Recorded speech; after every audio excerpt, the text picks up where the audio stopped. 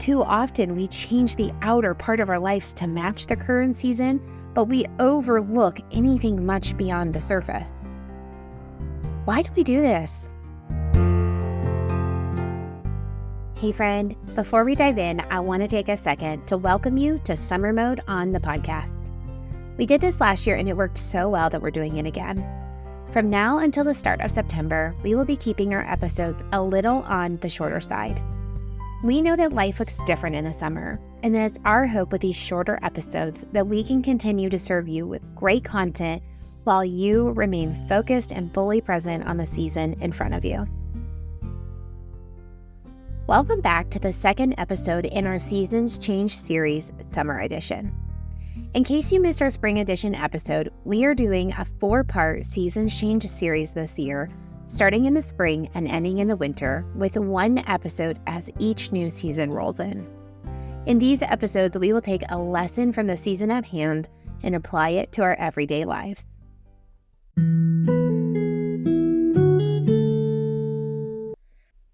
If you've been around Inspiring Heights for much time at all, you know that I am all about finding ways to make life a little easier. Finding tools and processes that bring efficiency to life is something I am majorly obsessed with. When I first started to see freeze dryers popping up on the internet, I brushed them off.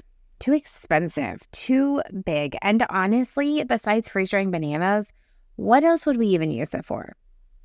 But as time went on and I started to see these super cool things that internet friends were doing with their freeze dryers, like preserving an overabundance of farm fresh eggs or making soup in a jar that only needs water to be a nutritious and delicious meal on a busy night, getting a freeze dryer really started to pique my interest.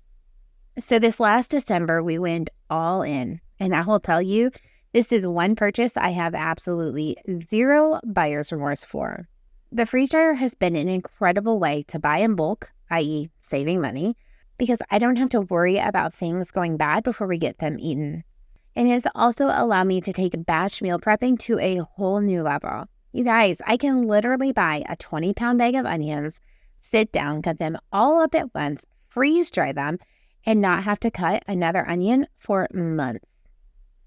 I think sometimes freeze dryers are seen as a homesteading trend only.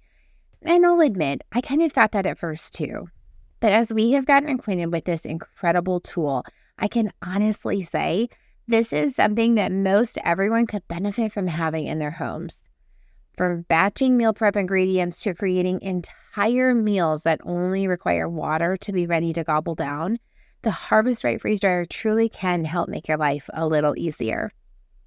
If a freeze dryer sounds like a good solution for your busy life, head over to affiliates.harvestright.com/2639.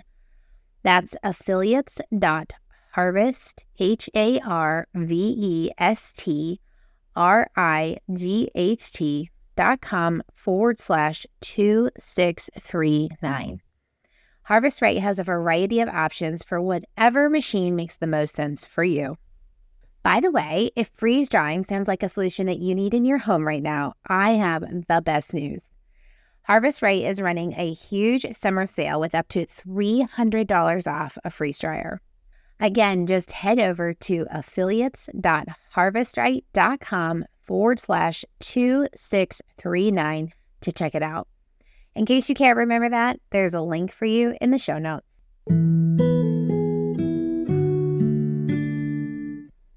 I would be so curious to know if we were all in a room together and I said, raise your hand if you feel you are ready and living fully present in your summer season, how many of you would raise your hands with gusto?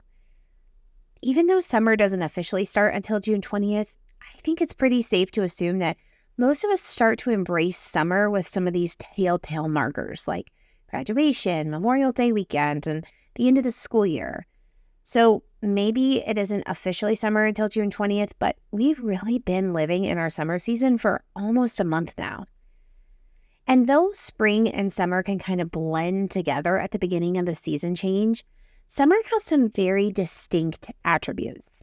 For one, the days are like 4 to 5 hours longer right now than they were at the beginning of spring.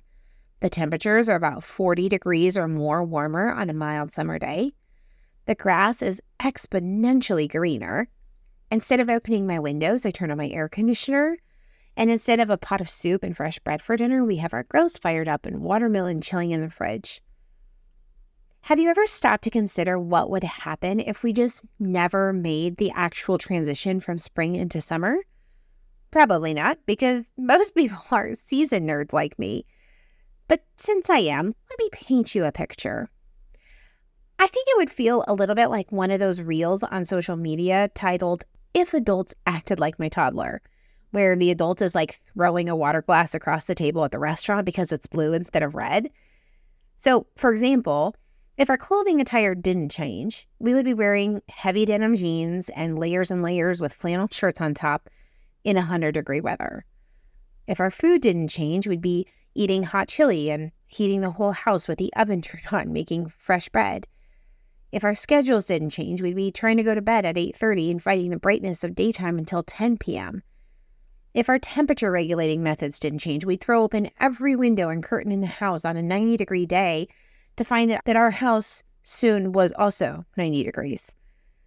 I told you, it's a little funny to consider. The truth is, though, we actually do this all the time. Sure, we change our wardrobe with the season, we adjust the thermostat, we buy the hot dogs. But often our attention to the season change, it stops right there. We neglect to consider how our rhythms and routines should pivot to embrace the season that we're in. We don't pause and contemplate what's actually our best yes and our best no in this present season. We don't think about what rest needs to look like in order for us to live present right now. We fail to look ahead and decide how our actions today can set us up for either success or failure in the coming season. We omit any reflection on where we're coming from and or how we're actually doing mentally, physically, emotionally, and spiritually, all things which in a healthy state drive decisions and rhythms in our current season. Too often we change the outer part of our lives to match the current season, but we overlook anything much beyond the surface. Why do we do this? I have thought about that question so much. Because not living in our current season is an issue that plagues almost all of us over and over and over again. There's really two reasons that I see in both my life and the life of others around me. The first is we don't really want things to change. As we move through the year, you'll hear me say again and again, I love the changing of the seasons. Each new season feels fresh and full of renewal and excitement. And that is true for summer, fall, winter, and spring. But when the seasons of our real lives change, relocation, friend changes, important people pass away, jobs come and go, kids reach another major milestone that changes our day-to-day life, demands on our time look different than they used to, and now we're not able to live as present in some of these spaces that we once loved. Those changes can sometimes leave us feeling sad, disappointed, torn between excitement and grief, lost. And while anticipation for a new adventure ahead can fuel us for a while, humans generally push back against change. It's just in our nature. Sometimes our pushback is loud. We are not going into this next season without kicking and screaming. But other times, it's quiet, subtle, overt almost. We appear on the outside like this new season is being fully embraced, but in reality, we're determined to keep making what functioned in the last season work in this season.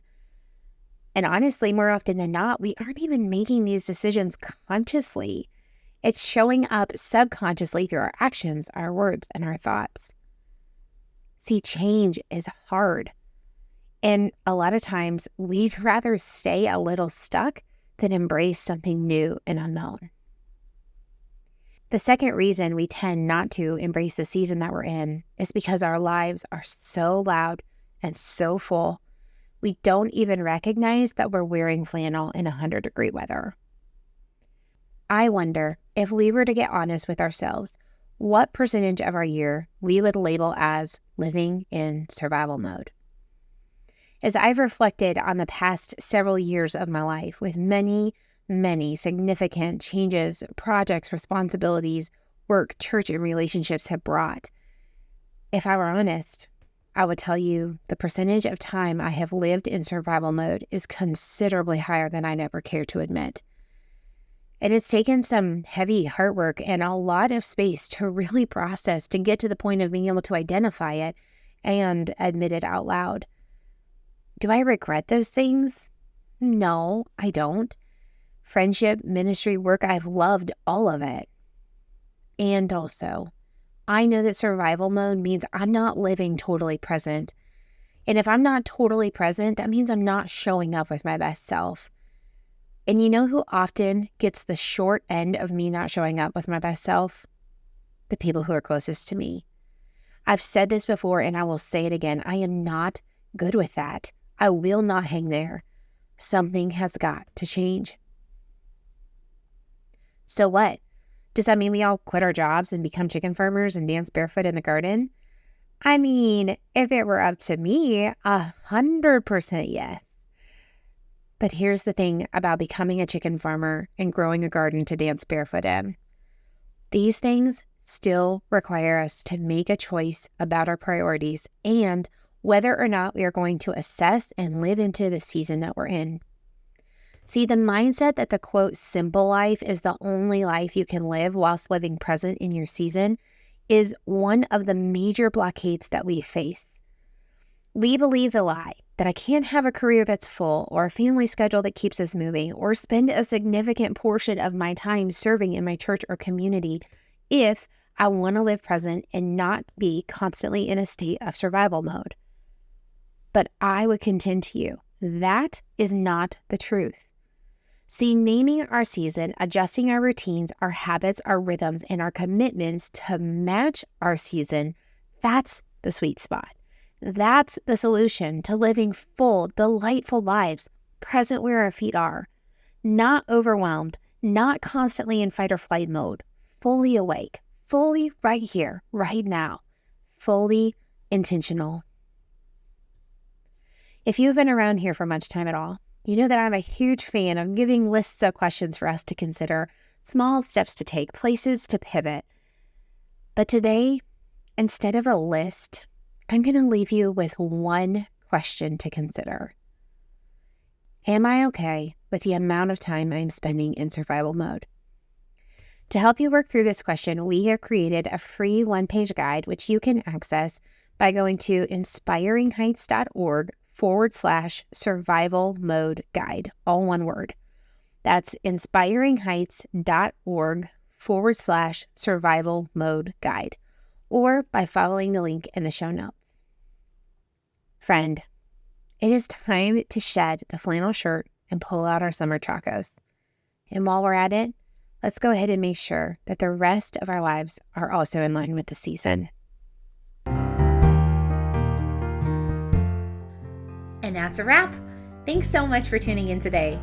Do you have questions, comments, or insights on today's content? I would love to hear from you. You can DM me on Facebook or Instagram, or head over to our website, inspiringheights.org, and click on the Contact Us form. I will link all those locations here in the show notes. P.S. If you haven't already, I would love for you to leave a 5-star rating and a quick review of the podcast. This helps get our content in the hands of new listeners. Don't forget to sign up for the newsletter and follow us on social media for rhythmic doses of inspiration. All right, friends, take a deep breath and be inspired where your feet are. Bye for now.